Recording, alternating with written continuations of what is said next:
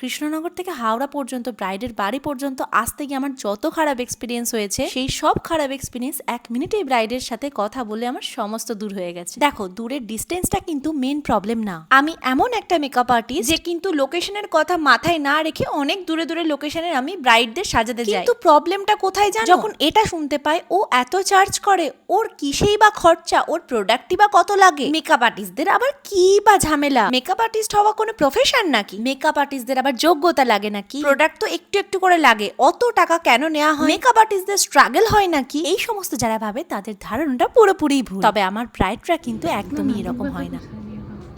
দুর্গা ঠাকুর তো ঠাকুর দুর্গা আর লক্ষ্মী চোখ দিয়ে জল বাড়াচ্ছে, চোখ দিয়ে জল বাড়াচ্ছে বলে কি আমি বলছি লক্ষ্মী ঠাকুর লাগছে। আমি সাজাবো নাকি হাসবো? ব্রাইডকে যখন জিজ্ঞেস করি তোমাকে কিসের মতন সাজালে তুমি খুশি হবে, ভুলবশত আমি দুটো অপশন দিয়ে ফেলি, লক্ষ্মী ঠাকুর নাকি কালী ঠাকুর। তারপরে উত্তরটা আসে আমাকে দুর্গা ঠাকুরের মতো সাজিয়ে দাও।